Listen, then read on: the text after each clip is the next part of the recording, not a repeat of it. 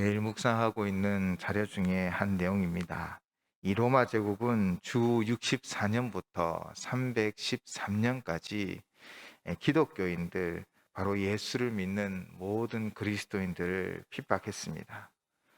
오랜 세월 기독교인들은 고난과 함께 하였지요. 그러나 그 고난에도 이제 끝이 다가왔습니다. 막강했던 데오크레틴 황제가 죽자 각 지방에서 있던 총독들과 왕자들은 이 왕권을 두고 다투기 시작하였습니다. 이때 황제의 아들이었던 콘스탄틴도 군대를 이끌고 이 전쟁터로 나아갔지요.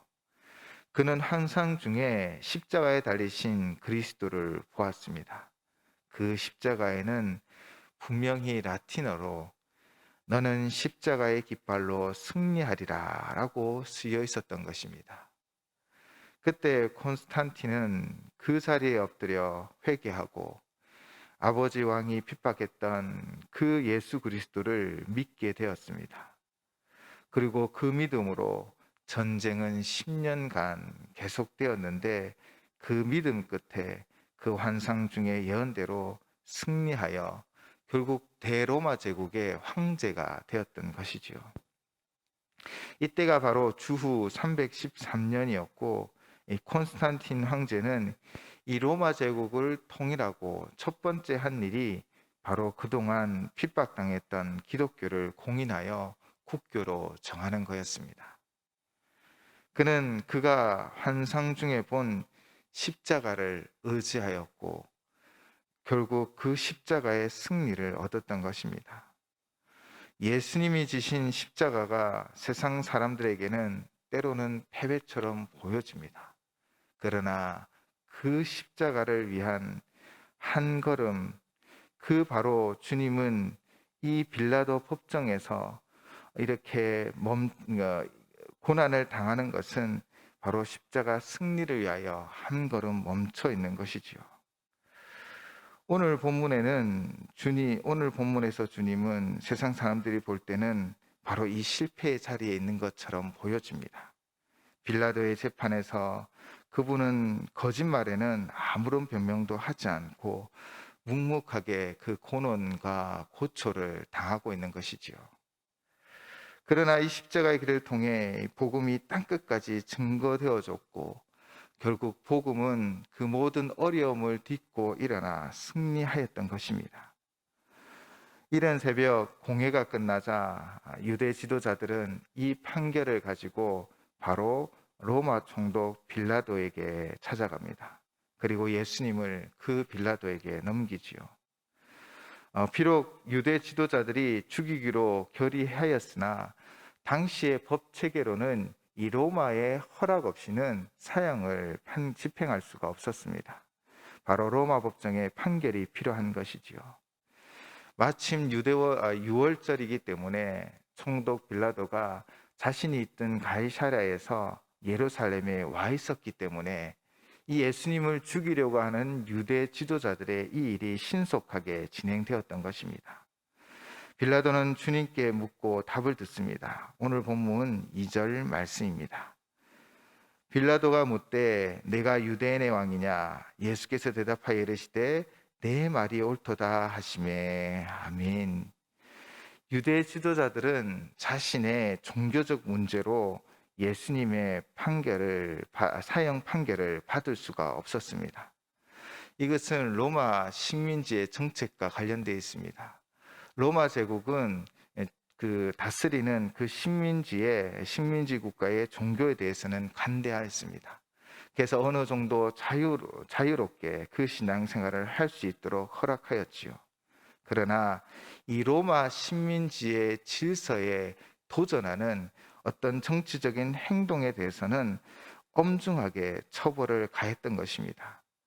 그래서 유대 지도자들은 예수님께서 유대인 왕으로 자칭하며 무리들을 성동하고 가이사에게 바칠 세를 바치지 못하게 하였다라고 거짓 주장을 가지고 지금 총독 빌라도에게 찾아온 것입니다. 그런 그들의 거짓 주장은 누가복음 23장 2절에 기록되어져 있지요. 반체제 지도자고 혁명 운동자이기 때문에 예수님은 십자가 형벌로 죽임을 당해야 한다라고 주장을 하고 있는 것입니다. 빌라도는 유대 지도자들의 고발에 따라 질문하였지요. 그러나 이 다른 복음서에 그의 모습을 살펴보면 이미 빌라도는 예수님이 유대인들 안에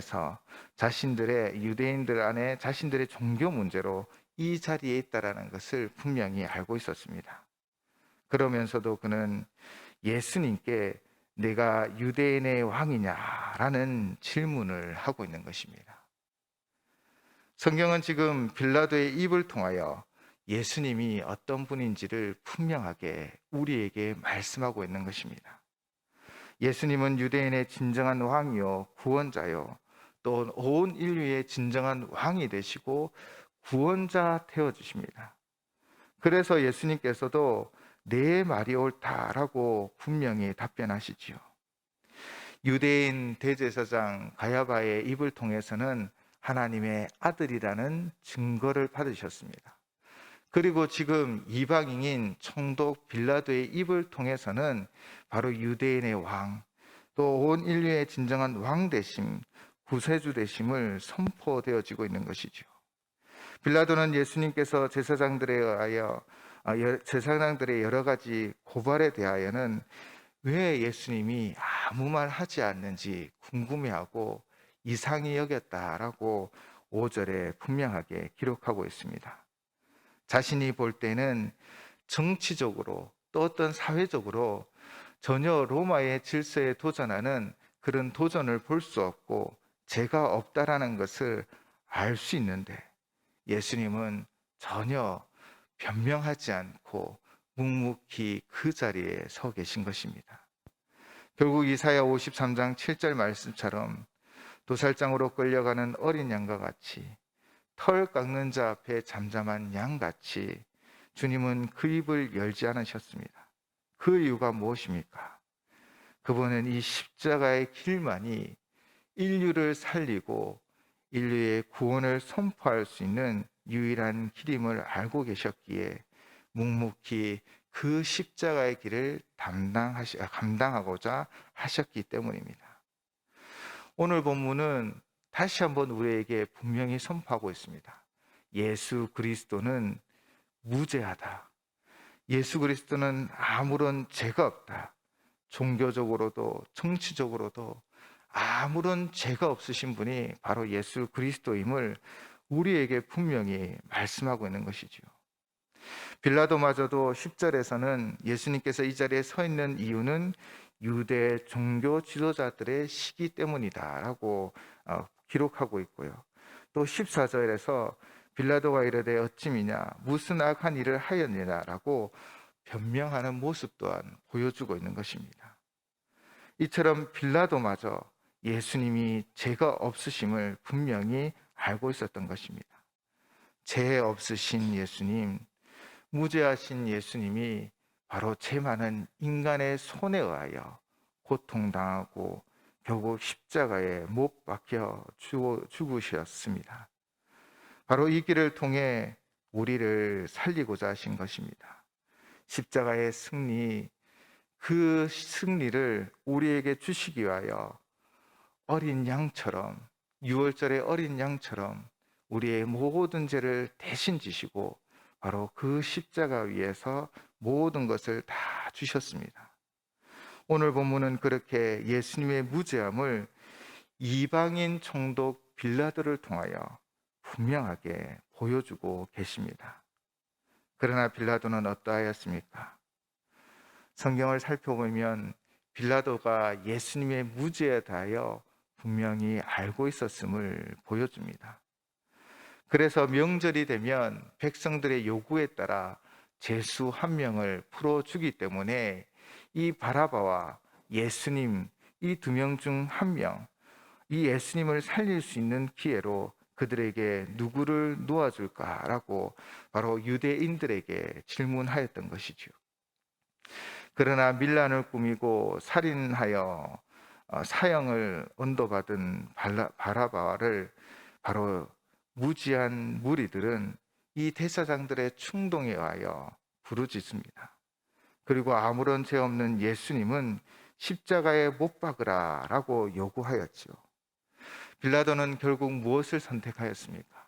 그는 바로 무리들을 만족하게 해주고자 바라바를 놓아주고 예수님은 십자가에 넘겨 주었던 것이지요. 빌라도는 그 진리를 알고 있었습니다. 바로 예수님은 무죄하고 예수님이 아무런 죄가 없다라는 것을 알고 있었음에도 불구하고 그는 세상을 선택한 것입니다. 진리를 거부하고 결국 아무런 죄 없는 예수 그리스도를 그 십자가의 길로 몰아넣었던 것이죠. 우리도 언젠가는 빌라도처럼 세상을 선택하거나 십자가를 선택해야 하는 순간이 오게 될 것입니다. 그때 기억하십시오. 세상은 당장 이익이 있는 것처럼 보여지지만 사막의 신기로처럼 사라져 버릴 것입니다. 그러나 십자가는 때로는 지금 패배인 것처럼 보일지라도 진정한 승리를 우리에게 가져다 주는 것입니다. 그리고 오늘 본문은 십자가의 길이 비록 고난의 길이었지만 결국 생명의 길을 살리는 길임을 분명하게 보여주고 있습니다. 그 주인공이 바로 밀란을 일으키고 사람을 죽인 살인자 바라바이지요.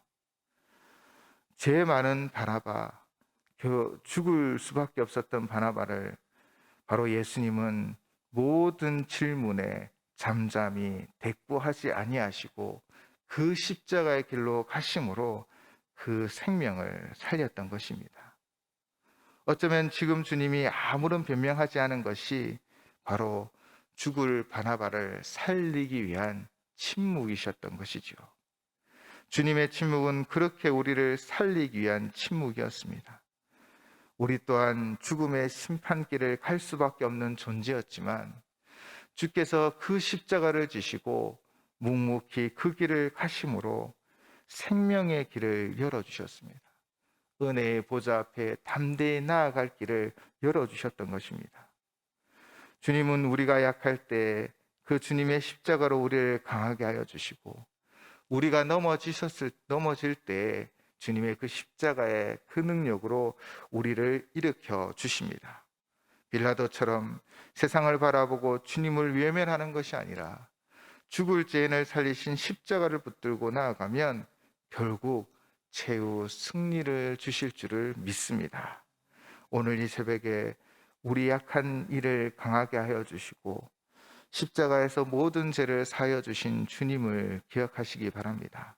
그렇게 유월절 어린 양처럼 우리의 모든 죄를 위하여 십자가 지신 그 예수 그리스도, 그 어린 양 되신 예수 그리스도를 기억하는 오늘 하루가 되시기를 주님의 이름으로 부탁을 드립니다. 우리 마지막으로 함께 찬양 드리기를 바랍니다. 약할 때 강함 대신에 나의 보배가 되신 주 나의 모든 것, 주 안에 있는 보물을 나는 포기할 수 없네. 주 나의 모든 것, 십자가 제사하셨네. 주님의 이름 찬양해. 주 나의 모든 것, 쓰러진 나를 세우고 나의 빈잔을 채우네. 주 나의 모든 것, 예수 어린 양 존귀한 이름, 예수 어린 양 존귀한 이름. 세상을 선택했던 빌라도가 아니라 오직 주님의 십자가만 붙잡고 오늘도 나아가시기를 바랍니다. 기도하시겠습니다. 십자가에서 우리의 모든 죄를 사하여 주시고 우리의 약함을 강하게 하여 주시고 때로는 쓰러지고 지친 우리를 이렇게 세우시며 우리의 빈잔을 채워주시는 주님. 주님은 하나님의 아들이시오 또한 온 세상의 진정한 왕이 되심에도 불구하고 그 재판장 앞에 잠잠히 계셨습니다. 오직 이 십자가의 길을 통하여 우리를 구원하시고 죄로 말미암아 죽을 우리 인생들을 건져주셔 주의 자녀로 하나님의 백성으로 살아가게 하기 위하여 그 모든 고초와 고난을 당하셨지요. 오늘 이 새벽에 우리를 위하여 그 십자가의 길을 걸어가신 주님을 깊이 묵상합니다. 주의 크신 사랑을 새겨봅니다. 세상을 바라보고 세상을 의지하는 것이 아니라 오직 십자가만을 의지하며 주님만 따라가고 주님의 그 고난에 동참하고 주님의 그 십자가의 사랑을 깊이 묵상하는 오늘 하루가 되어줄 수 있도록 인도하여 주시옵소서. 오늘 이 새벽에도 마음을 담아여 드리는 예물이 있습니다. 저희 가정에서 드리는 예물, 김영준 수사님 가정, 강성현 장로님 가정, 김수보 집사님 가정, 양혜선 집사님 가정, 문광남 집사님 가정, 최원선 집사님 가정에서 드리는 이 귀한 예물을 받아주시고 하나님께서 풍성한 은혜를 채워 주시옵소서.